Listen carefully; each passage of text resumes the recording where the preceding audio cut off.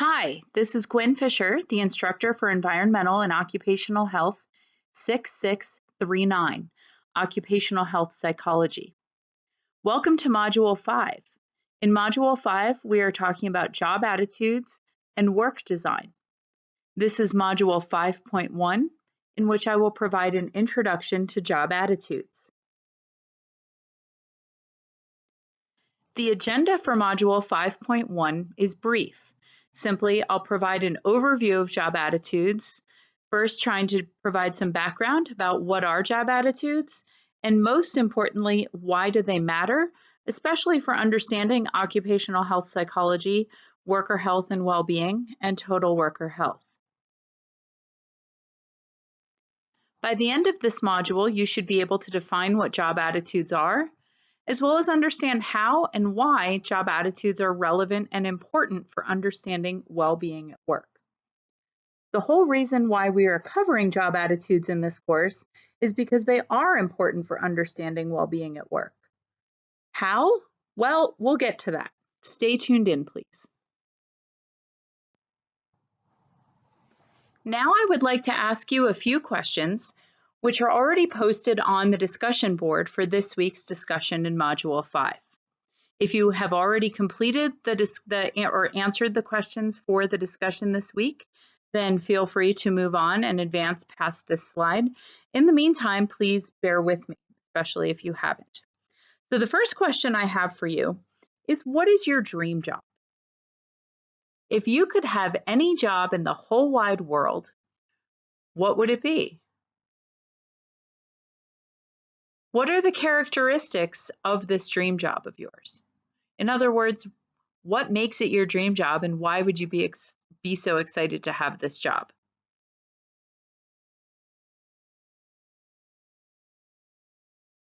I look forward to reading your response on the discussion board. The next question I have for you is, what is the absolute worst job that you could imagine having? In other words, what is your nightmare job? It could be that your nightmare job is the job that someone close to you, a friend, a family member, a spouse, partner, or somebody that you know does. And it's through knowing about that job or just knowing yourself that you would say, oh, that is so not for me. Or it could just be a hypothetical job and not necessarily something that you have any personal experience with. Or maybe it's that first job that you ever had and you realized, well, I know I don't want to do that, and you moved on with your education or whatever the case might be. Once again, I look forward to reading your discussion post about this. And I'd also like you to think and tell me, what are the characteristics of this job and why is it something that you really wouldn't want to do?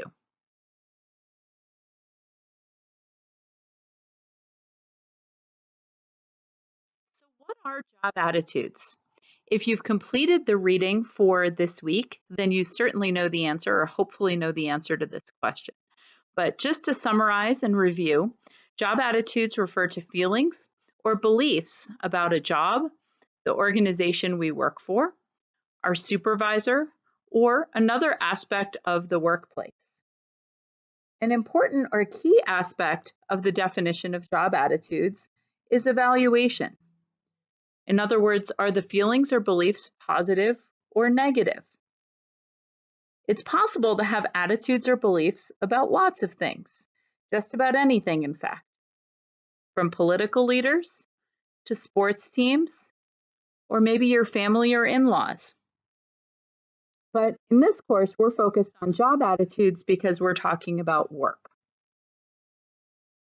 We focus on job attitudes because they are related to behaviors as well as outcomes that are valued by organizations.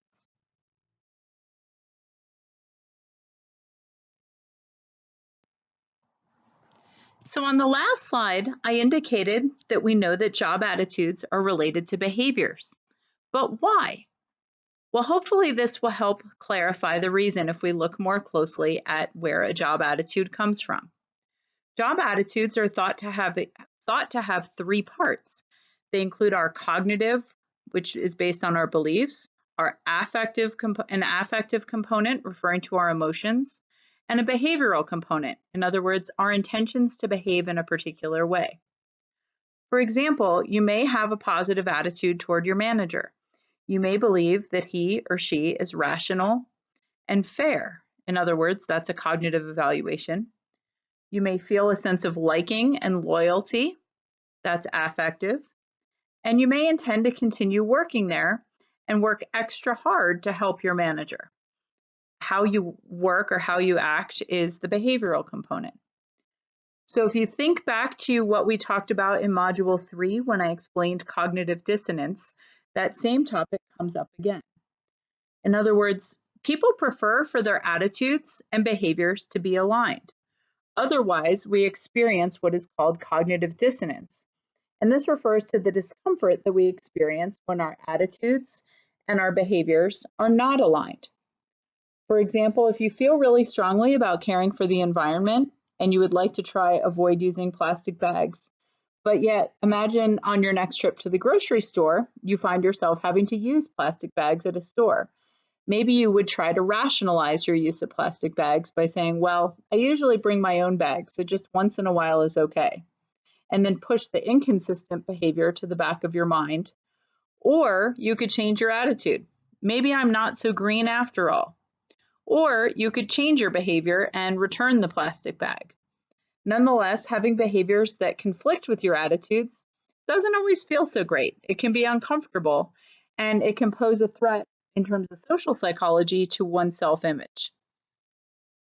Nonetheless, hopefully this explains a little bit about where job attitudes come from and a little bit about how they are related to behaviors.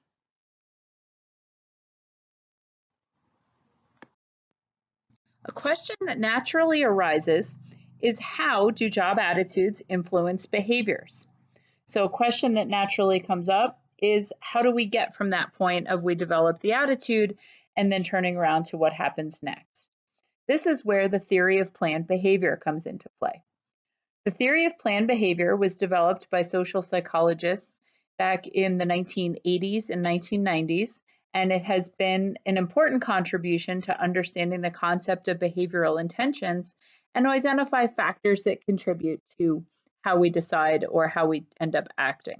The theory of planned behavior suggests that behavior is understood and predicted by identifying what are the causes of behavioral intentions.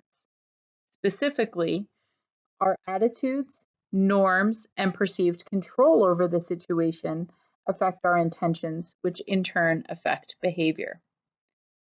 So we've already talked about attitudes in terms of those positive and negative beliefs that have cognitive and affective components to them. Subjective norms have to do with what generally happens and what is perceived as being acceptable in terms of the different behavior. So we look to others, and how others act and what we perceive as acceptable or not acceptable can shape our behavior. And finally, the extent to which we believe or perceive that we have control. So perceived control is the perceived ease or difficulty of performing the behavior. Remember, we talked about autonomy and control in Module 3 quite a bit with regard to different theories of work motivation. So altogether, the theory of planned behavior suggests that when a person has a positive attitude about performing a behavior, there are norms or common behaviors among other people that exist, that it's an acceptable way to act, and a person perceives that he or she has control over doing the behavior, then they will develop a sense of intentions to perform the behavior, and then in turn, that is related to the actual performance. Let's talk about this with a specific example. So let's imagine that you may be thinking about quitting your job, but before you quit your job, you might develop an intention to quit. Where would this come from? It may start with your attitudes toward your job in the company or the organization where you work, and as well as norms and also control. So norms would indicate whether it's appropriate to others to display the behavior.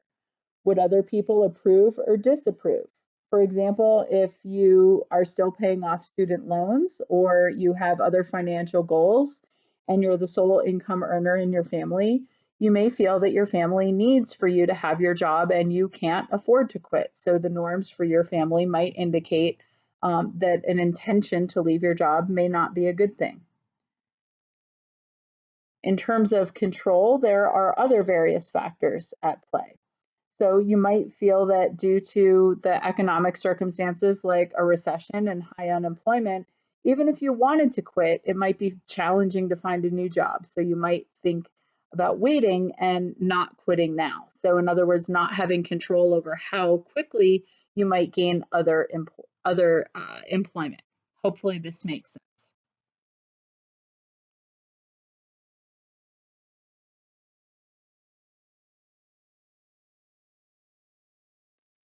Here are some examples discussed in the textbook about specific job attitudes. Job satisfaction is one that we will discuss quite a bit in this module about job attitudes.